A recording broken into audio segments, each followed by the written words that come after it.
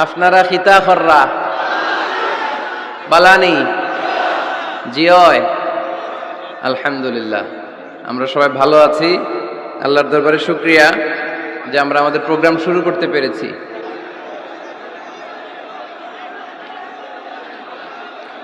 সরকার বাজার সিএনজি শ্রমিক সমিতি কর্তৃক আয়োজিত তৃতীয় বার্ষিক ওয়াজ দোয়ার মাহফিল 1 জানুয়ারি 2020। ও আমরা এখন 2020, ঠিক কিনা? আমি গত বছর আসছি আপনাদের সিলেটে, এই বছর চলে যাব। আসছি কবে? কোন বছর আসছি? 2019 সালে আসছিলাম আমি সিলেটে, আবার 2020 সালে চলে যাব। এই নতুন বছরটা আমরা যেন বেশি বেশি আল্লাহর শুকরিয়া দিয়ে নতুন বছরটাকে সমৃদ্ধ করতে পারি, বেশি বেশি যেন আল্লাহর ইবাদত করতে পারি। নতুন বছরে আমরা শপথ নেই, আমরা যেন অন্তরে হিংসা লালন না করি, বিদ্বেষ লালন না করি, আমরা নিজেরা যেন কাদা ছোড়াছুরি না করি, আমরা যেন মিলেমিশে একসাথে একাকার হয়ে যাই। আল্লাহ তুমি কবুল করো, আমরা পড়ি আমিন। আজকের প্রোগ্রামের সভাপতি হচ্ছেন জনাব মশিউর রহমান নয়ন, সভাপতি সিএনজি শ্রমিক সমিতি সরকার বাজার। নয়ন ভাই বলছে যে ধৈর্য ধারণ করতে হবে, বসেন, আমরা অনেক কষ্ট করে আয়োজন করছি, আমাদের কথাগুলো শোনেন। মাশাআল্লাহ। আজকের প্রধান মেহমান জনাব কামাল হোসেন সাহেব, সভাপতি দি চেম্বার অফ কমার্স মৌলভীবাজার। চমৎকার কথা বলেছিলেন যে আমরা জঙ্গিবাদের বিরুদ্ধে, আমরা উগ্রপন্থার বিরুদ্ধে, বরং আমরা মধ্যম পন্থার পক্ষে, ঠিক কিনা? আমরা কি জঙ্গিবাদকে সাপোর্ট করি? আমরা জঙ্গিবাদকে কি বলি? আমরা জঙ্গিবাদকে না বলি না। আওয়াজ করে বলেন, জঙ্গিবাদকে কি বলি? চরমপন্থাকে কি বলি? বিশৃঙ্খলাকে কি বলি? এজন্য এই যে বিশৃঙ্খলা করি এদিকে। এখন শুরু হয়েছে ডান দিকে।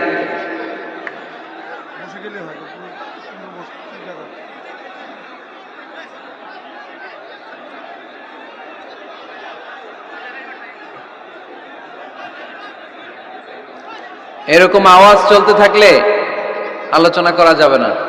আমি তো ভাবছি মৌলভীবাজারের মানুষ খুব সুশৃঙ্খল, আজকে তো একটা ব্যাড এক্সপিরিয়েন্স নিয়ে যাব আমি।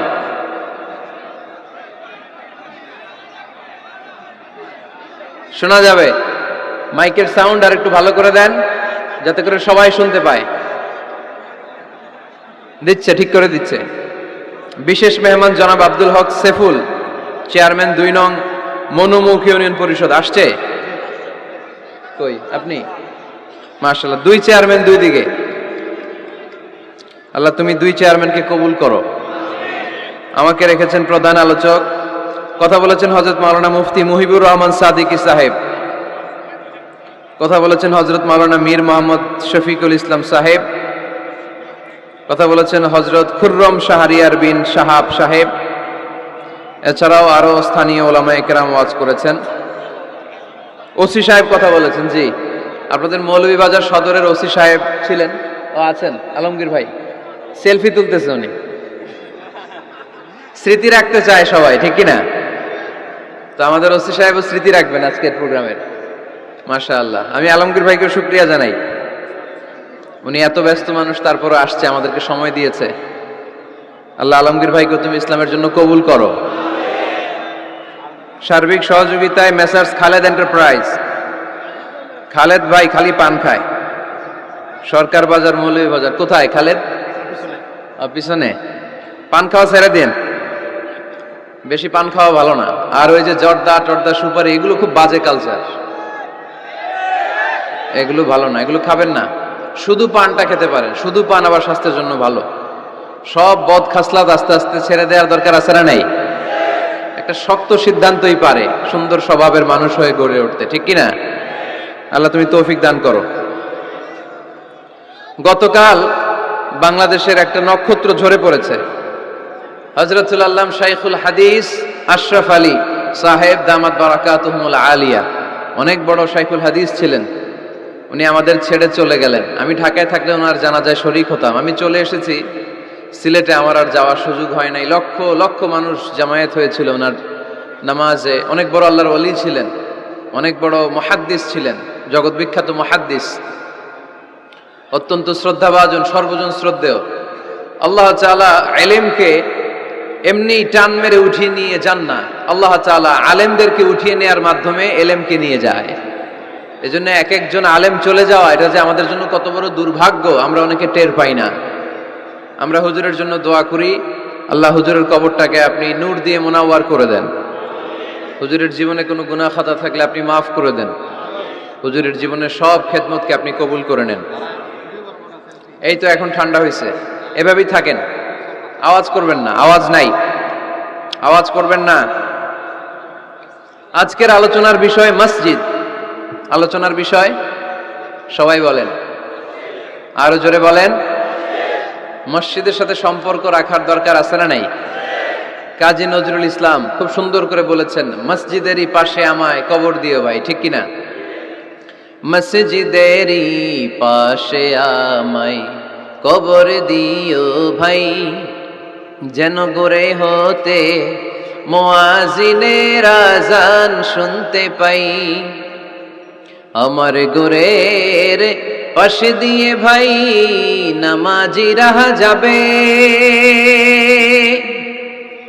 পবিত্র সেই পায়ের ধ্বনি এ বান্দা শুনতে পাবে। গোরা যাব হতে গুনাহগার পাইবে রেহাই, মসজিদেরই পাশে আমায় কবর দিও ভাই। কত মানুষ নামাজি ভাই মসজিদাঙ্গিহীনাতে, আল্লাহর নামের জিকির করে লুকিয়ে গভীর রাতে। আমি তাদের সাথে ওই আল্লাহর নাম জপতে চাই, আল্লাহর নাম জপতে চাই। পড়েন সবাই, মসজিদেরই পাশে আমায় কবর দিও ভাই, যেন গড়ে হতেও মুয়াজ্জিনের আযান শুনতে পাই। চিল্লায় পড়তে হবে আমিন। কি দরদ ছিল আমাদের জাতীয় কবি কাজী নজরুল ইসলামের, মসজিদের পাশে আল্লাহ তুমি আমার কবর দিও। আল্লাহ এই দোয়াটা কবুল করে নিয়েছে, ঠিক কিনা? ওনার কবরের পাশে মসজিদ আছে না নাই? আছে। এজন্য মসজিদের সাথে সম্পর্ক জুড়ে দেওয়া এটা ইমানদারের আলামত, আর মসজিদকে ঘৃণা করা এটা মুনাফিকের আলামত। এজন্য আমরা যেন আমাদের হৃদয়টাকে মসজিদের সাথে জুড়ে দেই, মসজিদের সাথে যেন সুসম্পর্ক থাকে। মসজিদ সবার, মসজিদ নিয়ে দলাদলি নাই। দলাদলি আছে অনেক জায়গায়, হানাফি মসজিদ, আহলে হাদিস মসজিদ, এরকম আমরা দেখি বা শুনি, এটা ঠিক না। হানাফি মসজিদ বলে কোনো কথা নাই, আহলে হাদিস মসজিদ বলে কোনো কথা নাই। মসজিদ সবার। ছোট্ট খাট্ট বিষয় নিয়ে মসজিদে মারামারি, একজন হাত তোলে আরেকজন তোলে না, কিলাকিলি আছে না নাই? একজন বলে জোরে আমিন, আরেকজন আস্তে আমিন, মারামারি আছে না নাই? এগুলো কি মারামারি করার কোনো বিষয়? কথা বলেন। সালাতে ফরজ আছে, ওয়াজিব আছে, সুন্নাহ আছে। খেয়াল করে বুঝবেন, ফরজ যদি নষ্ট হয় সালাত ভঙ্গ হয়, you have to repeat your সালাত। ওয়াজিব নষ্ট হলে সালাত ভঙ্গ হয় না, নতুন করে পড়া লাগে না, সেজদায় সাহু দিলেই সালাত আদায় হয়ে যায়। আর সুন্নাহ নষ্ট হলে নামাজ নষ্টও হয় না, নতুন করে পড়াও লাগে না, সৌ সেজদাও লাগে না, নামাজ আদায় হয়ে যায় সুন্নাহ নষ্ট হলে। এই যে হাত তোলা না তোলা, এটা সুন্নাহ। আমিন জোরে বলা না বলা, এটা কি? সুন্নাহ। যেটা কোনো কারণে কেউ না করলেও তার নামাজ কবুল করে নিবে কে? আর এই সব সুন্নত লয়ে আমগো দেশে কিলাকিলি। মৌলভীবাজারে মাশাআল্লাহ এগুলা নাই, এখানেও আছে। এগুলার অবসান ঘটুক, আমরা চাই কি চাই না? আর কত এই ছোটখাটো বিষয় নিয়ে আমরা এই বিভেদের প্রাচীর আর দেয়ালকে উঁচু করব আমাদের মাঝখানে? কবে আমরা ঐক্যের সিন্ডিকেট করব? কবে? আর কবে সাদা মনের মানুষ হব? কবে? আর কত? অনেক হয়েছে, আর না, এবার থামেন। বিভেদের প্রাচীরকে ভেঙে চুড়িয়ে দেন, ঐক্যের এমন সিন্ডিকেট করতে হবে যাতে কোনো অপশক্তি এই ঐক্যকে ভাঙতে না পারে, বানচাল করতে না পারে। চিল্লায় বলেন ঠিক কিনা? এজন্য মিউচুয়াল রেসপেক্টের দরকার, পারস্পরিক শ্রদ্ধাবোধ সব ক্ষেত্রে, রাজনীতিতে, সামাজিক অ্যাক্টিভিটিসে আমাদের আলেম ওলামাদের মধ্যে পারস্পরিক শ্রদ্ধাবোধের দরকার, মিউচুয়াল রেসপেক্ট। কেউ কাউরে রেসপেক্ট করে না, আমি যেটা বুঝছি এটাই সব, বাকি সব হারাম, এরকম বলে না অনেকে?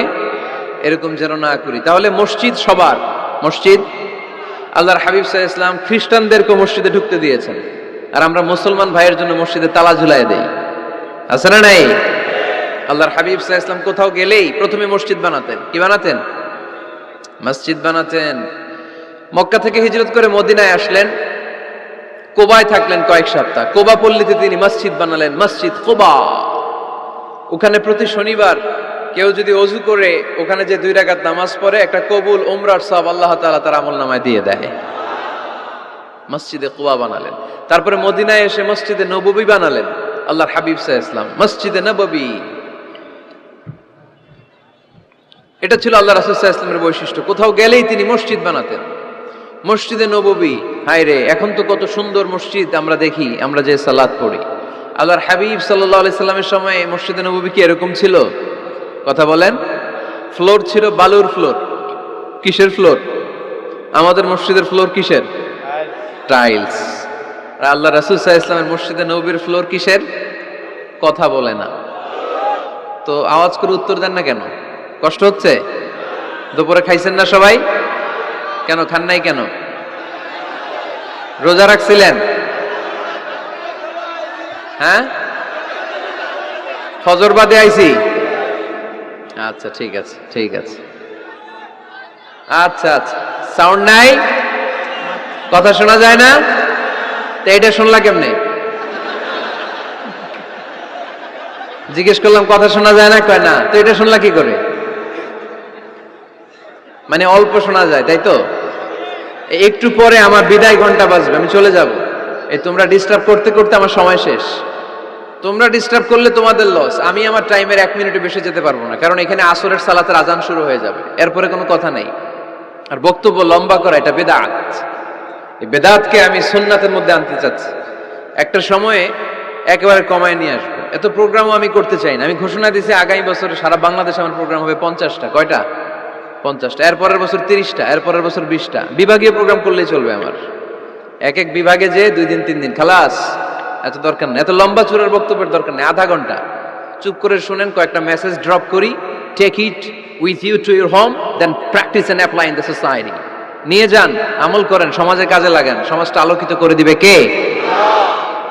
খুতাবুকুম তাবিলা সালাওয়াতুকুম কাসীরা। আল্লাহর হাবিব সাল্লাল্লাহু আলাইহি ওয়াসাল্লাম বললেন, কিয়ামতের একটা আলামত, কিয়ামতের আগে তোমাদের বক্তব্য হয়ে যাবে লম্বা, সালাত হয়ে যাবে খাটো। সালাতের পরে তাসবিহ পড়তে চায় না লোকজন, ব্যস্ত, মহা ব্যস্ত, সুপার বিজি। কোত্থেকে আসলে এই ব্যস্ততা?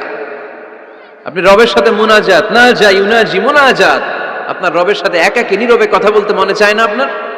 এত তাড়াহুড়ো কিসের? ধীর স্থির হন, একটু স্থির হন, একটু মনোদৈহিক প্রশান্তি অর্জনের চেষ্টা করেন। সব সময় ব্যস্ত, ধাক্কাধাক্কি, উচ্ছৃঙ্খলা, এগুলো আমাদেরকে শেষ করে দিয়েছে। এজন্য লম্বা চূড়া বক্তব্য ঠিক না। বক্তব্য শুনতে আমাদের ভালো লাগে, আমল করতে ভালো লাগে না। বক্তব্যটা শেষেই সিগারেট ধরায়, আছে না নাই? মাহফিল শেষেই বিড়ি ধরায়, কয় চমৎকার ওয়াজ করছে হুজুরে। ওয়াজটা সেরকম হয়েছে, অনেক কণ্ঠ সুন্দর হুজুরের। এতদিন ইউটিউবে দেখছি, আজকে সরাসরি দেখাইছি, আছে না নাই? তো কি লাভ হয়েছে? লাভটা হয়েছে কি? এই যে মাহফিল শেষে বিড়িটা ধরাইলেন আর গেলেন, কোনো লাভ হয় নাই। এগুলো থেকে বেরিয়ে আসতে হবে। বছরের পর বছর আমাদেরকে শেখানো হয়েছে একভাবে, কেউ এই পরিবর্তনের আওয়াজ তোলে নাই। আওয়াজ আপনাকে তুলতে হবে। আওয়াজ তোলার জন্য এত মানুষ লাগে না, আপনি একাই যথেষ্ট। আপনি দাঁড়ান না সামনে, দেখবেন আপনার সামনে কেউ টিকে থাকতে পারবে না, ঠিক কিনা? কিন্তু আপনার শক্ত সিদ্ধান্ত লাগবে, পরিবর্তনের জন্য শক্ত মানসিকতা লাগবে, যে আমি পরিবর্তন করতে চাই। We have to change. যুগ জামানা পাল্টে দিতে চাই না অনেকজন। এক মানুষই আনতে পারে জাতির জাগরণ। এক মানুষই বিপদকালে বাঁচায় কাফেলায়, ক্ষুদ্র ডিঙ্গি বাঁচায় জাহাজ অসীম দরিয়ায়। এজন্য আপনার শক্ত সিদ্ধান্ত পারে আপনার মৌলভীবাজারটাকে দেশের শ্রেষ্ঠ জেলা, শ্রেষ্ঠ থানা হিসেবে আল্লাহর কাছে কবুল করতে, ঠিক কি না? এই জন্য লম্বা চূড়া আলোচনা ঠিক না। ছোটখাটো অল্প কয়েকটা মেসেজ নিয়ে যেতে পারলেই that's enough. One of the minor sign before the day of judgment, your Islamic lectures will be very longer. And your salah 5 times a day will be shorter. কিয়ামতের আগে বক্তব্য লম্বা, নামাজ খাটো, তাসবিহ পড়ে না, ব্যস্ত, মহাব্যস্ত। এই মহাব্যস্ততা ছাড়েন, কোরআন সুন্নাহর দিকে ফিরে আসেন। বরকত দিবে কে? বিশ্বনবীর মসজিদে নববীর ফ্লোর বালুর ফ্লোর ছিল, আমাদের ফ্লোর টাইলস। আল্লাহর হাবিব সাল্লাল্লাহু আলাইহি ওয়াসাল্লামের মসজিদে বালি নিচে, এই বালিতেই নামাজ পড়তেন। বৃষ্টি হলে কাদামাটি হয়ে যেত, কাদামাটিতেই সেজদা করতেন। সেজদা করলে কাদার মাটি আল্লাহর হাবিব সাল্লাল্লাহু আলাইহি ওয়াসাল্লামের নাকে আর কপালে লেগে যেত। তিনি সালাম ফিরিয়ে সাহাবাদের দিকে মুখ ফিরিয়ে বসলে দেখতেন প্রতিটা সাহাবীর নাকে আর কপালে কাদার মাটি মিশে আছে। তার মানে প্রিয় নবী সাল্লাল্লাহু আলাইহি ওয়াসাল্লামের মসজিদে নববী ছিল কাঁচা, কিন্তু মুসল্লি ছিল পাকা। আমাদের মসজিদগুলা হয়েছে পাকা, কিন্তু মুসল্লি কাঁচা, ঠিক কি না? ফজরের সালাতে মানুষ নাই। ইমাম সাহেব আছেন কে কে এলাকায়? দেখি ইমাম, মসজিদের ইমাম, মাশাআল্লাহ। আপনাদের এখানে ওই মসজিদে ফজরের নামাজে কয় কাতার হয়? 5 জন 6 জন? কেনে এত কম? কেনে? হ্যাঁ, আসে না, আসতে চায় না লোকজন। তো এই যে 5-6 জন ফজরের সালাতে, কল্পনা করতে পারেন ফজরের সালাতে এত কম লোক? ফাতেমা মাইক,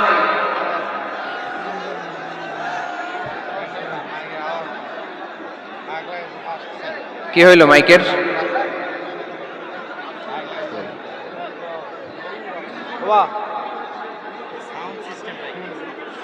সবসময় বলি যে সাউন্ড সিস্টেম ঠিক আছে, বাকি প্যান্ডেলের কথা ওইটি বলছি, আমি ওইটি বলছি সাউন্ড সিস্টেমের কথা। কি সমস্যা হইল? সরকার বাজারের সিস্টেম, হ্যাঁ, মৌলভীবাজারে ইভেন্ট ম্যানেজমেন্ট থেকে আমাদের প্রোগ্রাম যে করে ইভেন্ট তাদের খুলে কত হয়েছে? এবার তো হয় নাই। মাইক ঠিক করেন, মাইক ঠিক করেন। দেখেন দেখেন কি হয়েছে, দেখেন লাইন ছিঁড়ে গেছে, আসছে। আলহামদুলিল্লাহ পড়েন সবাই, আরো জোরে পড়তে হবে আলহামদুলিল্লাহ। ফজরের জামাতে লোক যায় না, এটা একটা মহামারী। যেদিন ফজরের জামাতের দৃশ্য আর জুমার নামাজের দৃশ্য একরকম হয়ে যাবে, ওই দিনই বাংলাদেশে ইসলাম কায়েম হয়ে যাবে। এখন স্লোগান তুলে বিপ্লব বিপ্লব, ইসলামী বিপ্লব। আর ফজরের সময় আমি কম্বলের ভিতরে, আছে না নাই? কোনো বিপ্লব হবে না। ফজরের নামাজ জামাতে পড়ুন, সকালটারে বরকতময় করে দিবে কে? আল্লাহর হাবিব সাল্লাল্লাহু আলাইহি ওয়াসাল্লামের মসজিদ ছিল সবার জন্য উন্মুক্ত, এখানে সবাই আসতে পারত। এজন্য মসজিদ হবে সবার। আমরা মসজিদের আবাদকারী হতে চাই। এজন্য রাব্বুল আলামিন বলেন, ইন্নামা ইয়া'মুরু মাসাজিদাল্লাহি মান আমানা বিল্লাহি ওয়াল ইয়াউমিল আখির ওয়া আকামাস সালাতা ওয়া আতাজ যাকাতা ওয়া লাম ইয়াখশা ইল্লাল্লাহ ফাআসা উলাইকা আন ইয়াকুনু মিনাল মুহতাদিন। সুবহানাল্লাহ পড়েন। রব্বুল আলামিন বললেন মসজিদের আবাদকারী হবে তারা যারা আল্লাহর প্রতি ঈমান আনে, আখিরাতের প্রতি ঈমান আনে, যারা সালাত কায়েম করে, যারা যাকাত আদায় করে, যারা দুনিয়ার কাউকে ভয় পায় না, ভয় পায় একজনকে। চিল্লায় বলেন তিনি কে? যাদের হৃদয়ে আছে আল্লাহর ভয়, তারা কবু পথ ভুলে যায় না। আল্লাহর প্রেম ছাড়া এই দুনিয়া কারো কাছে কোনো কিছু চায় না, ঠিক কিনা? তাহলে যারা মসজিদের আবাদকারী এরা ভয় পায় একজনকে, চিল্লায় বলেন তিনি কে? মসজিদের আবাদকারীদের প্রথম গুণ, তারা আল্লাহ বিশ্বাস করে, তারা আখিরাতে বিশ্বাস করে, তারা সালাত কায়েম করে, তারা যাকাত আদায় করে, তারা আল্লাহ ছাড়া পৃথিবীর কাউরে ভয় পায় না। আল্লাহ বলেন ফাআসা উলাইকা আইয়াকুনু মিনাল মুহতাদিন, আশা করা যায় তারাই হলো হেদায়েতের রাস্তার উপরে আছে, ঠিক কি না? তারাই মসজিদের আবাদকারী। যারা মসজিদে যায় সালাত আদায় করে। এখন মসজিদের আবাদকারী আপনি হতে চান, আপনি মসজিদে যান না, আপনি আবাদকারী হতে পারবেন? মসজিদের অনেক সভাপতি আছে মসজিদে যায় না, আছে না নাই? মৌলভীবাজারে এই সমস্যা বোধহয় নাই। মসজিদের সেক্রেটারি মসজিদে যায় না, আছে না নাই? তাহলে হইলো, এটা হইলো, এটা মেনে নেওয়া যায়? এজন্য সভাপতি সাহেবরা, আপনি কষ্ট করে মসজিদ বানিয়েছেন, মসজিদে যাবেন। এই কথা বলুন কেন? এত দিকে বিশৃঙ্খলা হইলে কেমন হবে? বসেন আর অল্প কয়েক মিনিট। সভাপতি সাহেব আপনি মসজিদে যাবেন, সেক্রেটারি সাহেব আপনি মসজিদে যাবেন, তাহলে আপনি সঠিক মসজিদের আবাদকারী হবেন, ঠিক কিনা? আমরা মসজিদের আবাদকারী হতে চাই ইনশাআল্লাহ। পড়েন উমরানুল মাসাজিদ। মসজিদের আবাদ কি করে করতে হয়? মসজিদ আবাদ করার এক নাম্বার মাধ্যম হচ্ছে মসজিদ নির্মাণ করা। কি করা? নির্মাণ করা। খেয়াল করবেন, আল্লাহর হাবিব সাল্লাল্লাহু আলাইহি ওয়াসাল্লাম বলেছেন, মান বানা মসজিদান মিন মালিহি ফিদ দুনিয়া বানাল্লাহু লাহু বাইতান ফিল জান্নাহ। যে ব্যক্তি নিজের পকেটের টাকা খরচ করে দুনিয়াতে মসজিদ বানায়, আল্লাহ তাআলা তার জন্য জান্নাতে ঘর বানায়। 60টা জিনিস মানুষ মরে যাওয়ার পরে তার কবরে পৌঁছতে থাকে। ইন্না মিম্মা ইয়ালহাকুল মুমিন মিন হাসানাতিহি বা'দা মাউতিহি। মানুষ মরে যাওয়ার পরেও যে 60টা জিনিস তার কবরে পৌঁছায়, তার মধ্যে একটা হচ্ছে মসজিদান বানাহু। সে যে মসজিদ বানিয়ে গিয়েছে, ওই মসজিদের সওয়াব। সুবহানাল্লাহ পড়েন।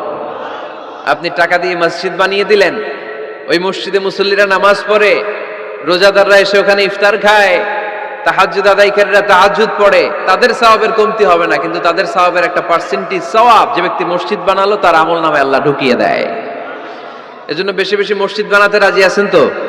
তাহলে মসজিদ আবাদ করার প্রথম মাধ্যম হচ্ছে মসজিদ বানানো। 2 নাম্বার মাধ্যম হচ্ছে মসজিদে যে জামাতে সালাত আদায় করা। জামাতে সালাতুল জামাআ তাফদুলু সালাতাল ফাযযি বি27 দারাজা। ঘরে নামাজ পড়লে একা একা পড়লে যেই সওয়াব, জামাতে পড়লে 27 গুণ বেশি সওয়াব। সুবহানাল্লাহ বলতে পারলেন না? হে নামাজি আমার ঘরে নামাজ পড়ো আজ, দিল মে তোমার চরণ তলে হৃদয় যায় নামাজ।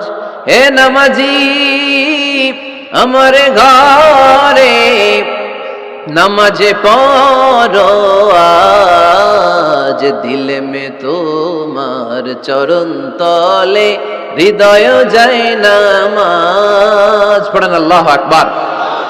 কি সুন্দর লিখেছেন কাজী নজরুল ইসলাম। মসজিদ কেমন যেন মসজিদ তার নিজের ভাষায় আল্লাহর কাছে কেঁদে কেঁদে ফরিয়াদ জানায়, আল্লাহ নামাজিরা আমার ঘরে আসে না, কি সুন্দর টাইলস, কি সুন্দর মুসল্লা, কি সুন্দর এয়ার কন্ডিশন, সব আছে কিন্তু মুসল্লি নাই, ঠিক কিনা? মসজিদগুলো আল্লাহর কাছে ফরিয়াদ জানায়। এজন্য আমরা যেন মসজিদমুখী হই। কি মুখী? আওয়াজ করে বলতে হবে, কি মুখী? মসজিদমুখী। তাহলে মসজিদ আবাদের 1 নাম্বার পদ্ধতি মসজিদ বানানো। 2 নাম্বার মসজিদে বেশি বেশি যে জামাতে সালাত আদায় করা। 3 নাম্বারে মসজিদের সাথে সম্পর্ক জুড়ে দেওয়া, হৃদয়টা যেন সবসময় মসজিদের সাথে লেগে থাকে। আল্লাহর হাবিব সাল্লাল্লাহু আলাইহি ওয়াসাল্লাম বললেন, সাবআতুন ইউযিল্লুহুমুল্লাহু ফি যিল্লিহি ইয়াওমা লা যিল্লা ইল্লা যিল্লু। 7 শ্রেণীর ব্যক্তিকে আল্লাহ তাআলা কিয়ামতের দিন আরশের নিচে ছায়া দিবে, যেদিন আল্লাহর আরশের ছায়া ছাড়া কোনো ছায়া পৃথিবীতে থাকবে না। সেই দিনটা কি এই দিনের মতো? কিয়ামতের দিনটা আজকের এই দিনের মতো হবে? 50,000 বছর হবে। এটা লেন্থ, এটা ডিউরেশন। কাআন সাফসাফা লা তারা ফিহা ইওয়াজা ওয়ালা আমতা। লেভেল প্লেইং ফিল্ড, তামার জমিন। একটু কল্পনা করেন তো ওই দিনটা কত ভয়ঙ্কর।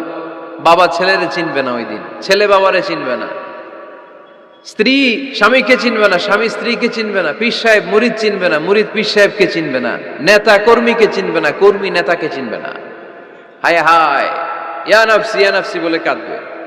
সূর্যটা মাথার কাছে চলে আসবে, সূর্যের তাপে মাথার মগজগুলো গলে গলে নাকের ছিদ্র আর কানের ছিদ্র দিয়ে টপ টপ করে বেয়ে বেয়ে পড়বে।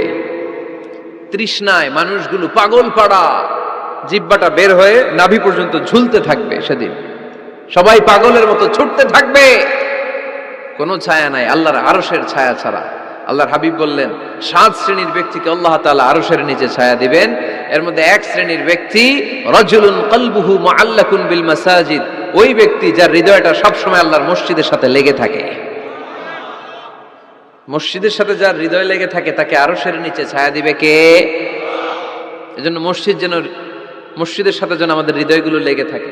অনেকেই দেখবেন এত ভালো নামাজে জোহর পরে টেনশন করে আসরটা কই পড়বো, আসর পরে চিন্তা করে মাগরিবের সময় আমি কোথায় থাকবো, মাগরিবের সময় টেনশন, ইস এশাটা হয়ে গেলেই তো শেষ। এরকম লোক আছে না নাই? এদেরকে সেই কঠিন ভয়াবহ দিনে আরশের নিচে ছায়া দিবে কে? তারপরে মসজিদ আমাদের 4 নাম্বার পদ্ধতি, মসজিদকে পরিচ্ছন্ন রাখা, মসজিদকে ঝাড়ু দেয়া। মসজিদকে যারা পরিষ্কার করে তাদের হৃদয়ের যন্ত্রণা দূর করে দেয় কে? সাইয়েদনা ইব্রাহিম আলাইহিস সালাম এবং ইসমাঈল আলাইহিস সালামকে আল্লাহ তাআলা আদেশ করেছেন, তাহহিরা বাইতিয়া লিত-তাইফিনা ওয়াল আকিফিনা ওয়ার রুকআই সুজুদ। হে ইব্রাহিম ইসমাঈল, বাপ বেটা দুইজন মিলে মসজিদ ঝাড়ু দাও। কি ঝাড়ু দাও?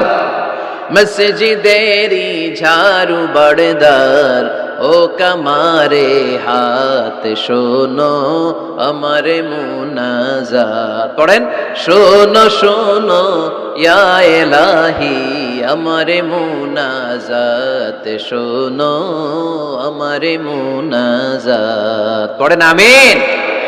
মসজিদ ঝাড়ু দেওয়া মসজিদ আবাদের অন্তর্ভুক্ত। আপনারা কেউ কোনোদিন মসজিদ ঝাড়ু দিয়েছেন নাকি?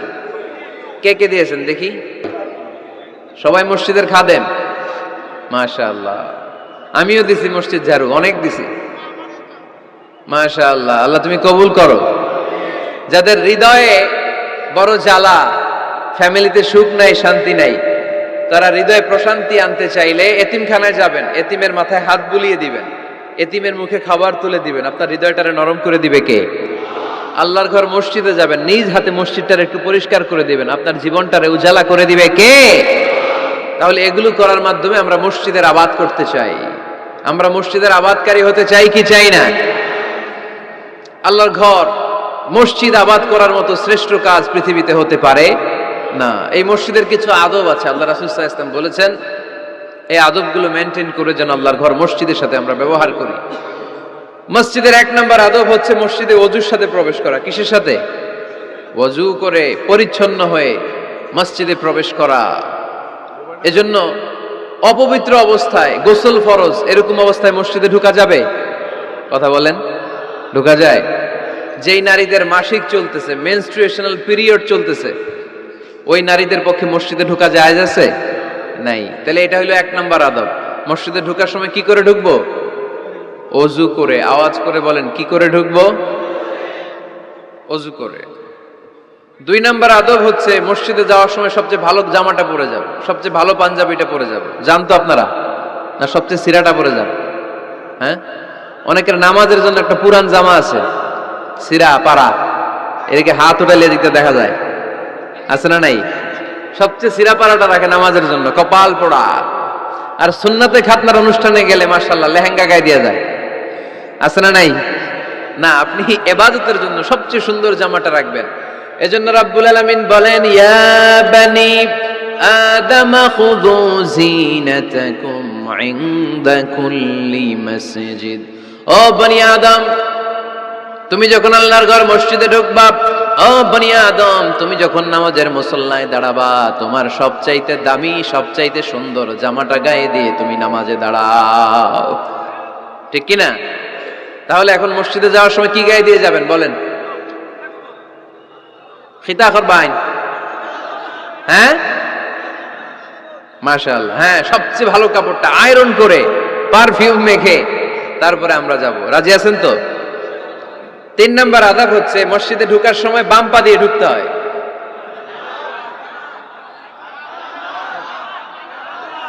কোন পা? আরো জোরে। এদেরকে গুতা মারা লাগে, নাইলে আওয়াজ বাড়ে না। এরকম ভলিউম টাইট করতে হয়, ভলিউম হাই করলে আর পরে বাড়ে, এমনি বলতে চায় না। আর ঘটনা কি? হ্যাঁ, খায় নাই। বদরের যুদ্ধ হয়েছিল রমাদানে, কোন সাহাবী খায় নাই, না খাইয়া একেবারে সাইজ করে দিছে কাফেরদেরকে। আমরা না খেলেও আমাদের হৃদয়ে ইমানি শক্তি আছে না নেই? এই তো বোঝা যাচ্ছে ইমানি শক্তি আছে। এতক্ষণ আছিল কই? তো মসজিদে ঢোকার সময় কোন পা দিয়ে? এগুলো মনে থাকে আমাদের? ভুলা যাই আমরা, খেয়াল থাকে না তো এগুলা। এত কিছু মনের মধ্যে রাখলে এগুলো মনে থাকবে কেমনে? মসজিদে ঢোকার সময় কোন পা? আরো জোরে। বেরোয়ার সময় কোন পা? মনে থাকবে? মসজিদে যখন ঢুকবেন ডান পা দিয়ে ঢুকবেন আর দোয়া পড়বেন আউযু বিল্লাহিল আযীম ওয়া বিওয়াজহিল কারীম ওয়া সুলতানিহিল কদীম মিনাশ শাইতানির রাজীম। বিষ্ণু ইসা ইসলাম বললেন, যে ব্যক্তি মসজিদে ঢোকার সময় এই দোয়াটা পড়বে, শয়তান আফসোস শুরু করে, সে বলে হায় হায়, আজকের দিনের জন্য, সারা দিনের জন্য তো তুই আমার ওয়াসওয়াসা থেকে বেঁচে গেলি, আজকের সারা দিনের জন্য তোরে আমি হারালাম, আজকের সারাটা দিন আল্লাহর পক্ষ থেকে প্রোটেকশন নিয়ে তুই বেঁচে গেলি, আজকের জন্য যা, কালকে তোরে আমি ধরবো। এজন্য এই দোয়াটা পড়ার দরকার আছে না? আউযু বিল্লাহিল আযীম ওয়া বিওয়াজহিল কারীম ওয়া সুলতানিহিল কদীম মিনাশ শাইতানির রাজীম। 4টা বাক্যের দোয়া। মুখস্থ করতে কষ্ট হলে যে ইউটিউবে চলে যাবে আজকেই, ওখান থেকে শুনে আপনারা মুখস্থ করে নেবেন, এই দোয়াটা পড়বেন, তাহলে ওই দিনের জন্য শয়তানের ওয়াসওয়াসা, টেম্পটেশন, প্রভোকেশন থেকে আপনি আল্লাহ তাআলার প্রোটেকশনে চলে গেলেন। সুবহানাল্লাহ পড়েন। তারপরে আল্লাহর হাবিব বললেন, ঢোকার আগে আমারে সালাম দাও। পড়বেন আসসালামু আলাইকা আইয়ুহান নাবিয়্যু ওয়া রাহমাতুল্লাহি ওয়া বারাকাত। এই দুইটা জিনিস যখন করে ফেললেন, তখন ডান পা দিয়ে পড়বেন আল্লাহুম্মা আফতাহ লি আবওয়াবা রাহমাতিক। সুবহানাল্লাহ পড়েন। আল্লাহুম্মা আফতাহ লি, ও আল্লাহ আমার জন্য তুমি খুলে দাও আবওয়াবা রাহমাতিক, তোমার রহমতের দরজা। তার মানে মসজিদে ঢুকলে রহমত পাওয়া যায় কি যায় না? মসজিদে ঢুকলে পাওয়া যায় রহমত, মসজিদের বাইরে রহমতের কথা আল্লাহ বলে নাই, মসজিদের ভিতরে রহমত। কোথায় রহমত? কোথায়? মসজিদের ভিতরে রহমত আছে না? তার প্রমাণ, মসজিদে ঢুকলেই শান্তি লাগে কেমন জানি, আর ঘুমে ধরে। মসজিদে ঘুমাইছেন কারা কারা দেখি? সবাই ঘুমাইছেন? আরে আমি কত ঘুমাইছি, জুমার নামাজের সময় যে কি ঘুম আসে, আসে আসে, কমন পড়ছে, একেবারে কমন পড়ে গেছে, ঘুম আসে। কারণ রহমত, রহমতের ঝিরি ঝিরি বাড়ি ধারা আল্লাহ তাআলা আরশের উপর থেকে নাজিল করতে থাকে, আর এই রহমতের কারণে হৃদয়টা প্রশান্ত হয়ে যায়, অনেকের ঘুমও চলে আসে, ঠিক কি না? এজন্য আল্লাহুম্মা আফতাহ লি আবওয়াবা রাহমাতিক, ও আল্লাহ তোমার রহমতের দরজাগুলো আমার জন্য খুলে দাও। এই দোয়া পড়লে রহমতের দরজা খুলে দেয় কে? আবার মসজিদ থেকে যখন বের হবেন তখন কোন পা দিয়ে? জোরে বলেন। বাম পা দিয়ে কি পড়বেন? আল্লাহুম্মা ইন্নী আসআলুকা মিন ফাদলিক, ও আল্লাহ তোমার কাছে আমি তোমার পক্ষ থেকে ফদল চাই, মানে রিজিক চাই, রিজিক দেওয়ার মালিক কে? তার মানে খুব সোজা সাপটা কথা হচ্ছে, মসজিদের ভিতরে পাওয়া যায় রহমত, আর বাইরে পাওয়া যায় ফদল বা রিজিক। বাইরে পাওয়া যায় কি? রিজিক। মসজিদের ভিতরে রিজিক আছে, তার মানে সারাদিন মসজিদে বসে থাকলে রিজিক মিলবে।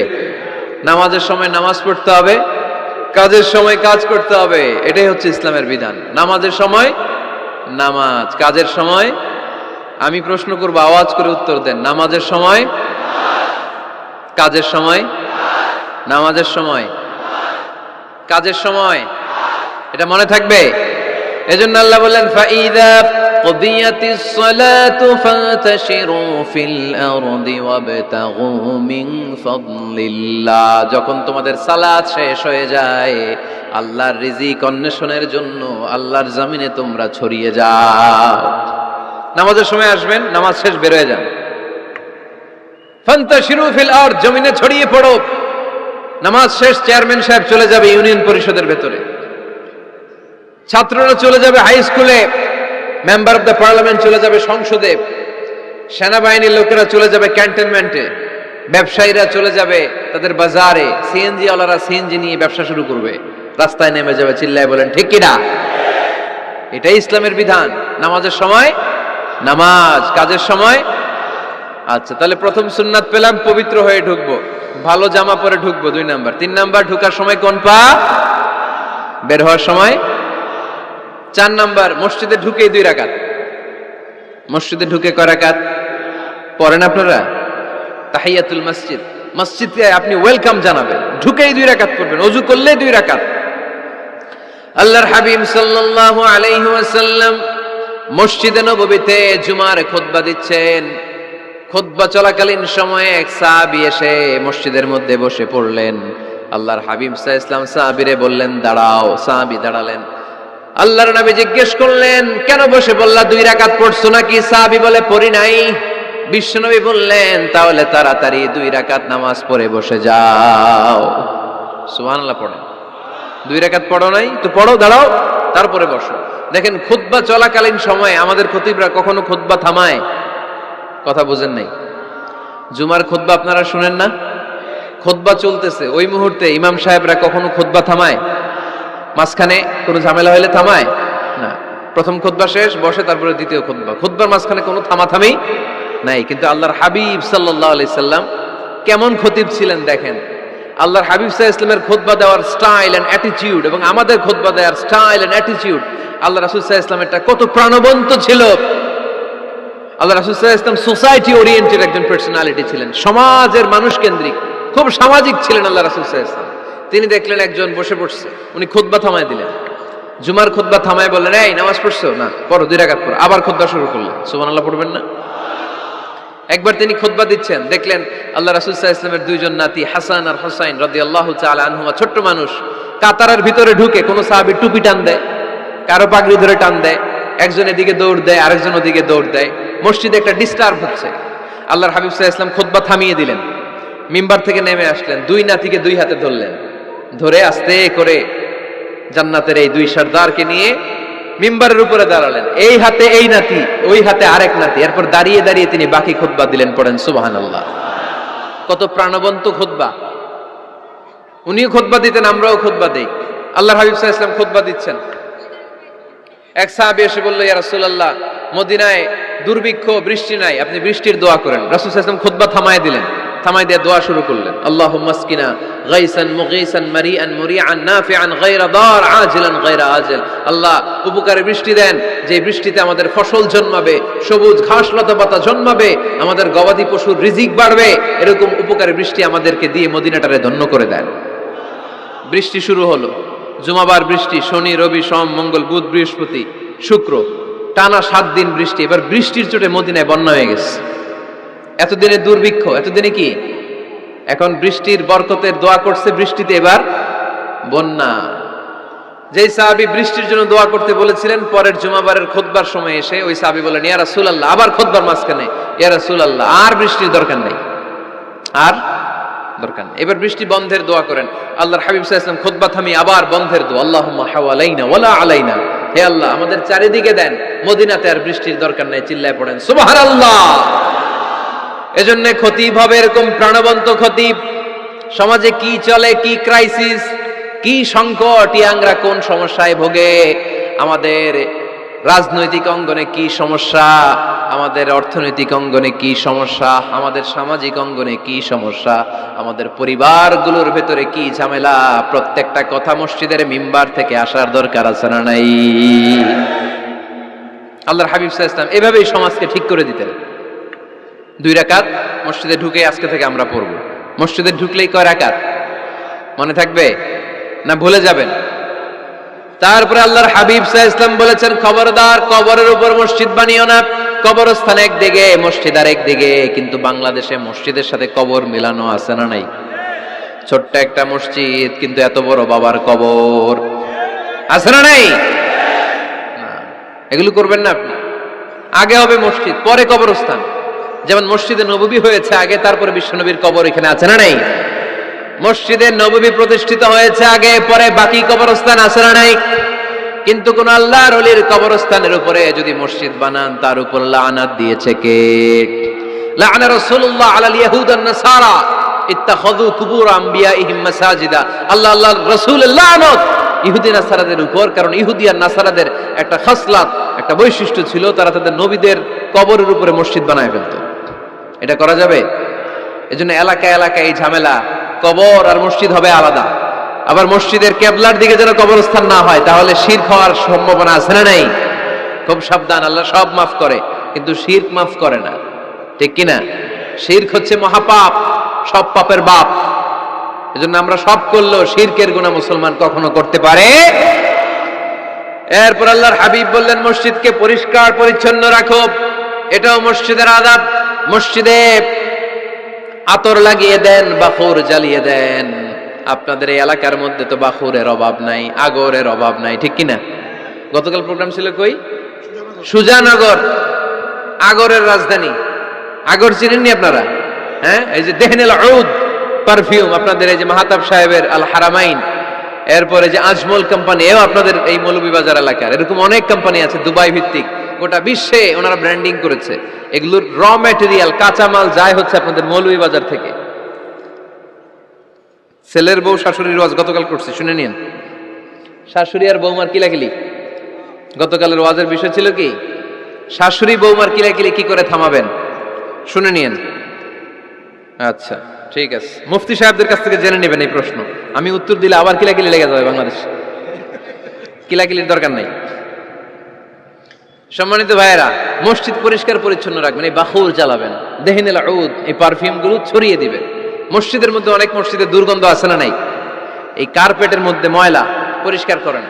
আল্লাহর হাবিব সাল্লাল্লাহু আলাইহি ওয়াসাল্লাম বলেছেন, খবরদার, আম্মা জান আয়েশা বর্ণনা করেন, আমার রাসূলুল্লাহ সাল্লাল্লাহু আলাইহি ওয়াসাল্লাম বিবিনাইল মসজিদ ফি দুয়ার ওয়া আন তুতাইয়াবা ওয়া তুনাযাফ, আমরা যেন এলাকা এলাকায় মসজিদ বানাই, মসজিদগুলোকে যেন পারফিউম দিয়ে, আতর দিয়ে সুগন্ধময় করে দেই। বিশ্বনবী আদেশ করেছেন, সুবহানাল্লাহ পড়েন। এজন্য কোনো অপরিচ্ছন্ন মসজিদ থাকতে পারবে না। মসজিদের পাশ দিয়ে গেলে আতরের ঘ্রাণে আমোদ হয়ে লোকজন যেন বুঝতে পারে এটা আল্লাহর ঘর, মসজিদ। চিল্লায় বলেন ঠিক কিনা? এরপরে আল্লাহর হাবিব সাল্লাল্লাহু আলাইহি ওয়াসাল্লাম বলেছেন, মসজিদের আরেকটা আদব হলো মসজিদকে অতিমাত্রায় ডিজাইন না করা। বেশি ডিজাইন করা যাবে না। এমন ডিজাইন করা যাবে না যেটা মসজিদ বোঝাই যায় না। এত লাইটিং ফাইটিং করে, এটা কি মসজিদ না কমিউনিটি সেন্টার বোঝাই যায় না? আছে না নাই? আছে। এরকম যেন আমরা না করি সম্মানিত ভাইয়েরা। বিশেষ করে মসজিদের সামনের দেয়ালে। কোন দেয়ালে? সামনের দেয়ালটা, কেবলার দিকে যেই দেয়াল, এই দেয়ালটা হতে হবে ফ্রেশ, যাতে করে মানুষের দৃষ্টি আকর্ষণ না করে। প্রায় মসজিদের দেয়ালের মাঝখানে দেখবেন আপনি ক্যালেন্ডার ঝুলায় রাখে, আছে না নাই? মৌলভীবাজারের কি অবস্থা?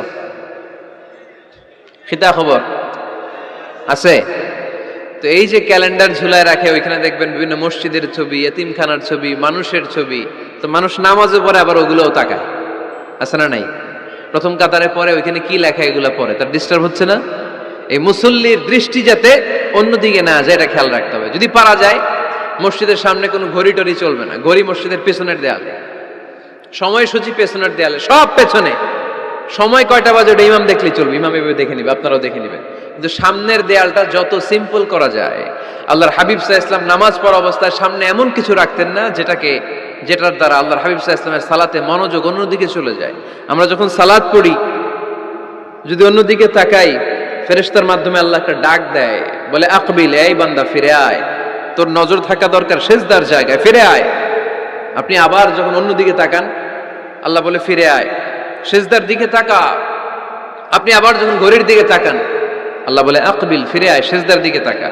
আপনি যখন আবার অন্যদিকে তাকান, তখন আল্লাহ বলে লা হাজাতা লি ইলা সালাতিক, তোর এই নামাজের দরকার আমার নাই। নাউজুবিল্লাহ পড়বেন না? তোর এই নামাজের দরকার আমার নাই। অজু করে কষ্ট করে যাকে খুশি করার জন্য আপনি সালাতে দাঁড়ালেন, উনি যদি বলে এই নামাজের দরকার নাই, তা কার জন্য নামাজ পড়লেন আপনি? কথা কি বুঝতে পেরেছেন? এই জন্য এলাকার গণ্যমান্য ব্যক্তিবর্গ আছে, আমাদের চেয়ারম্যান সাহেব আছে, আরো অন্যান্য বিজনেস ম্যাগনেটরা আছে, আপনারা মসজিদ যখন নির্মাণ করবেন, সামনের দেয়ালটা যত সাদামাটা হতে পারে ততই ভালো। এমনকি জায়নামাজের মধ্যে এখন কাবা ঘরের ছবি আছে না নাই?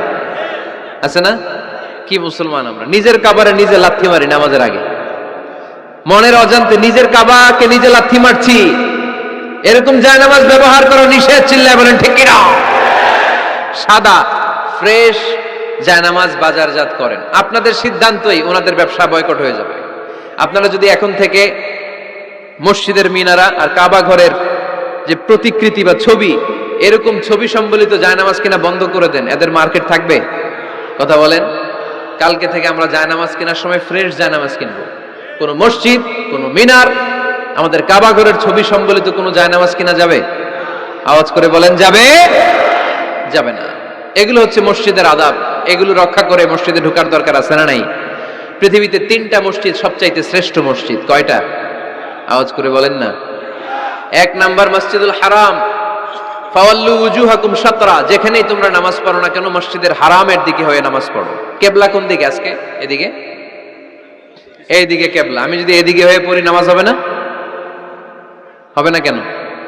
কারণ কেবলামুখী হয়ে নামাজ পড়া ফরজ। চিল্লায় বলেন ঠিক কিনা? মসজিদুল হারাম পৃথিবীর প্রথম মসজিদ। ওখানে একটা ঘর আছে, ঘরটার নাম হলো কাবা।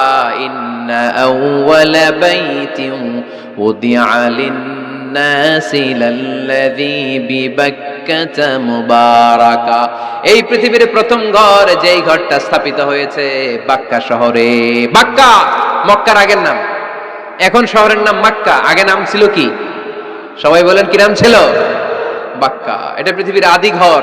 সব নবীদের পরশধন্য পদধূলিতে এই জায়গাটা বরকতময় হয়েছে। এটা এমন ঘর যেই ঘরের চারদিকে 1 রাকাত নামাজ পড়লে 1 লক্ষ রাকাতের সওয়াব পাওয়া যায়।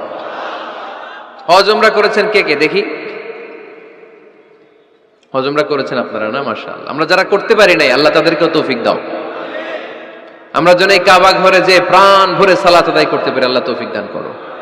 আমরা যেন মসজিদে নববীতে যে প্রাণ ভরে সালাত করতে পারি, তৌফিক দান করো।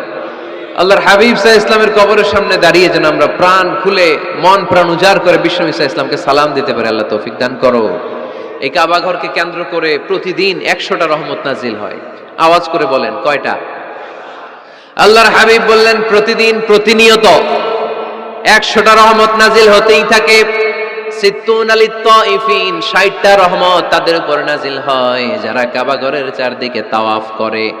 40 লিল মুসাল্লিন, বাকি 40টা নাজিল হয় যারা কাবা ঘরের পাশে নামাজ পড়ে।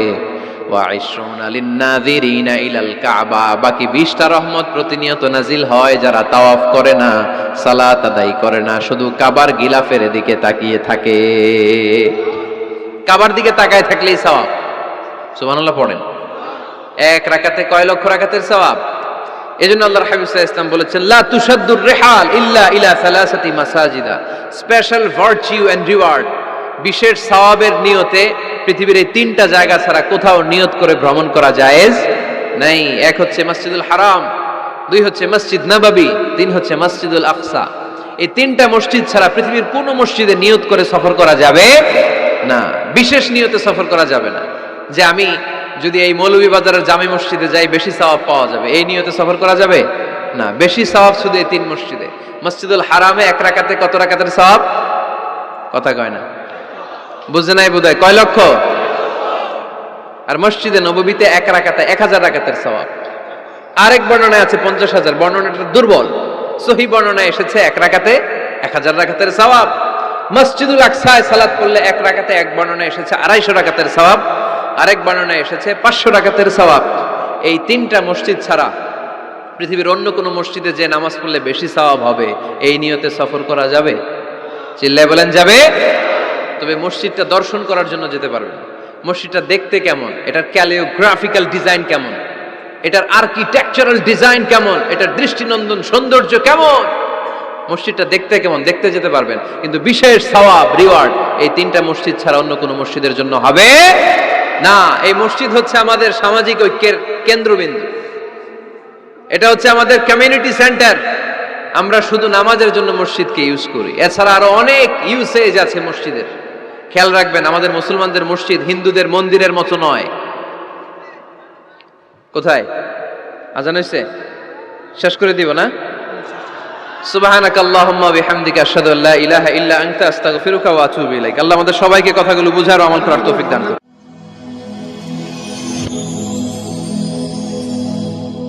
Rose TV 24. Enjoy by listening to the Holy Quran.